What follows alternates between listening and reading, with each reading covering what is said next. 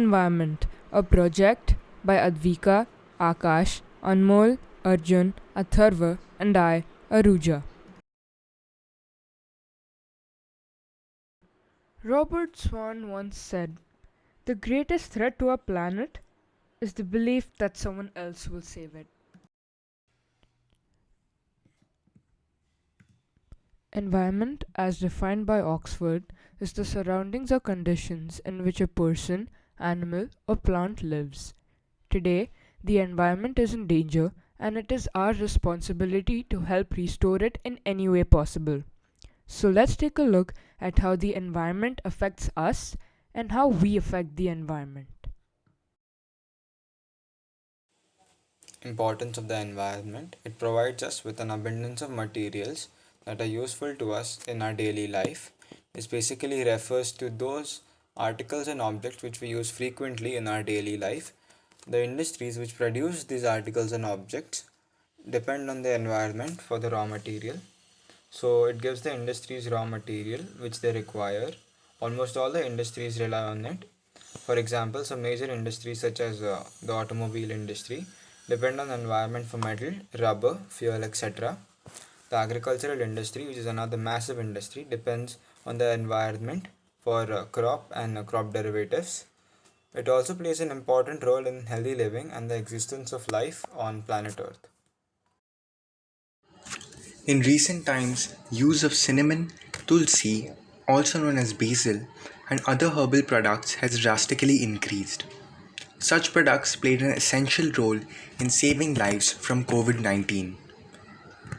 Earth is a home for different living species, and we are all dependent on the environment for food, air, water, and other needs. Any small imbalance in the ecological cycle could drastically affect the fate of our planet. Therefore, it is important for every individual to save and protect our environment.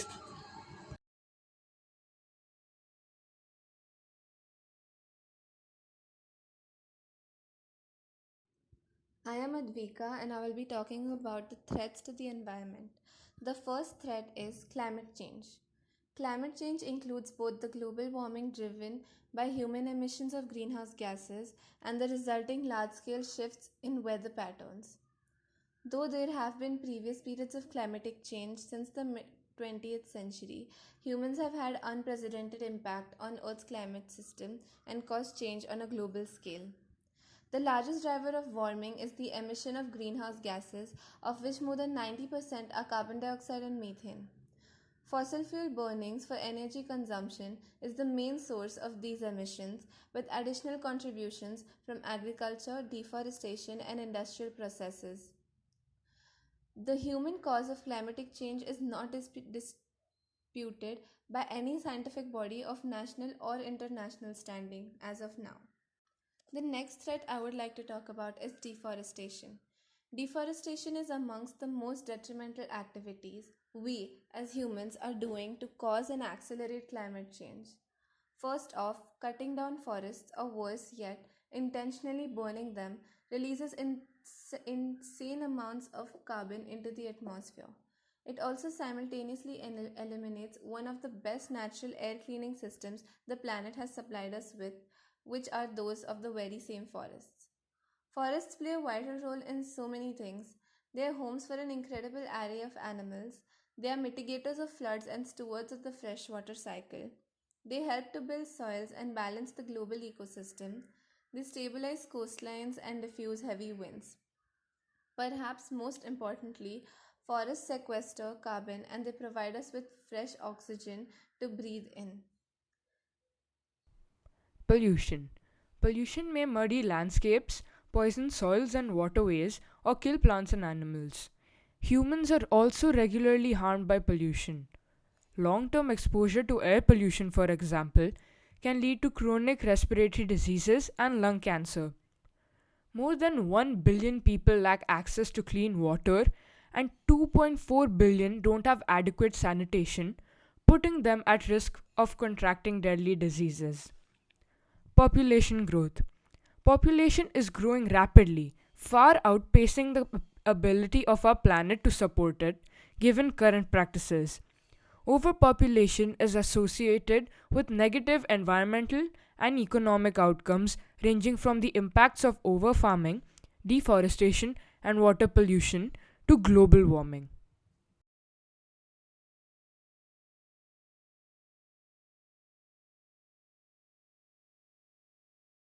Ever since the Industrial Revolution, technological and scientific progress has improved drastically.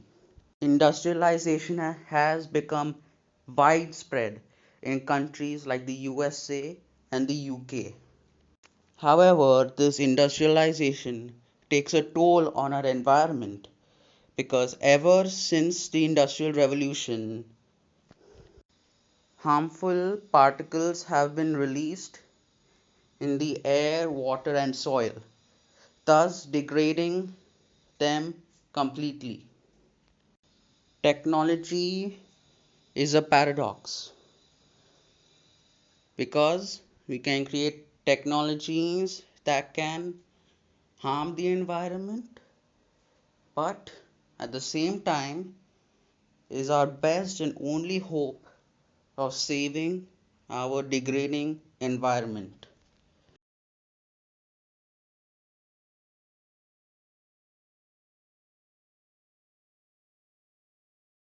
Now let's define technology. The term technology refers to the application of scientific knowledge for practical purposes and the machinery and devices developed as a result. We are currently living in a period of rapid change where technological developments are revolutionizing the way we live at the same time as leading us further into the depths of catastrophe in the form of climate change and resource scarcity. Now let's look at the impact of technology on the environment. These technologies which us humans have made is damaging our world in two ways: pollution and depletion of natural resources. Air and water pollution. Air pollution occurs when harmful or excessive quantities of gases such as carbon dioxide, carbon monoxide, sulfur dioxide, nitric oxide, and methane are introduced into the Earth's atmosphere. The main sources all relate to technologies which emerged following the Industrial Revolution, such as the burning of fossil fuels, factories, power stations, mass agriculture, and vehicles. Now let's look at the water pollution. Water pollution, on the other hand, is the contamination of water bodies such as lakes, rivers, oceans, and groundwater, usually due to human activities. Some of the most common water pollutants are domestic waste, industrial effluents, insecticides, and pesticides.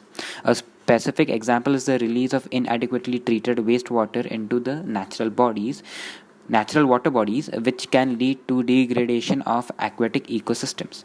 Other detrimental effects include diseases such as typhoid and cholera. Now we come to the depletion of natural resources. Resource depletion is another negative impact of technology on the environment. It refers to the consumption of resource faster than it can be replenished. Natural resources consist of those that are in existence without humans having created them, and they can either be renewable or non-renewable. There are several types of resource depletion, with the most severe being aquifer depletion, deforestation, mining for fossil fuels and minerals. Now, we have all discussed the problems faced by the environment due to the impact of technology. Now, let's look at the good side. Despite the negative impact of technology on environment, a recent rise in global concern for climatic change has led to the development of new environmental technology aiming to help solve most of the biggest environmental concerns that we face as a society. These include renewable source of energy and electric vehicles. Thank you. Forest conservation. The importance of forests cannot be underestimated. We depend on forests for our survival, from the air we breathe to the wood we use. Besides providing habitats for animals and livelihoods for humans, forests also offer watershed protection, prevent soil erosion, and mitigate climate change. Forest conservation is thus a necessary measure needed today. It is the practice of planting and maintaining forested areas for the benefit and sustainability of future generations. Forest conservation involves the upkeep of the natural resources within a forest that are beneficial to both humans and the environment. Soil conservation. Rebuilding soil health is important. Chemical fertilizers contain harmful chemicals that contaminate the soil. Soil is a natural resource we must conserve for future generations. Soil conservation is proven to increase the quality and quantity of crop yields over the long term because it keeps the topsoil in its place and preserves the long term productivity of the soil to grow enough food not only for ourselves but also for people in third world countries where there are food shortages.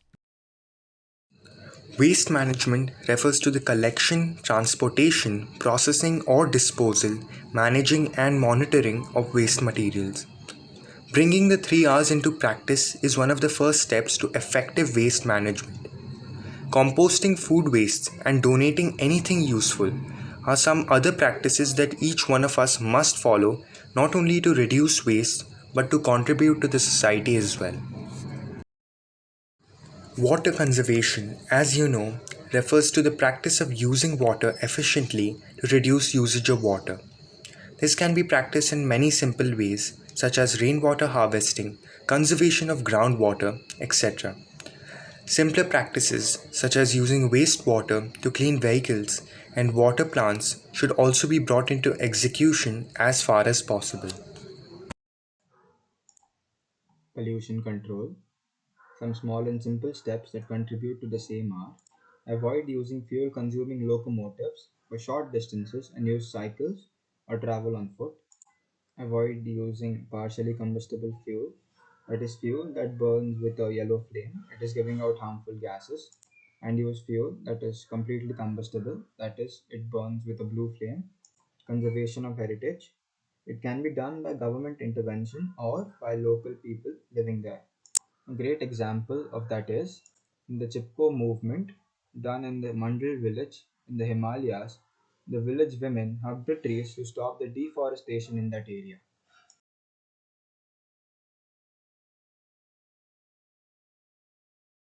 Instead of using chemical fertilizer for my plants and contaminating the soil, I have made use of kitchen scraps and dried leaves. I use them as manure and I think my plants have turned out pretty well. We made paper bags from old newspapers. Instead of discarding glass and plastic bottles, they can be used to make decoration items. Ever since lockdown was implemented in India, major Indian cities, notably Delhi, which is notorious for its poor air quality, has gone down. Pollution has reduced due to the COVID lockdown. And as you can see by the two graphs on your screen, there has been a remarkable decline in air pollution in India ever since the outbreak of the coronavirus.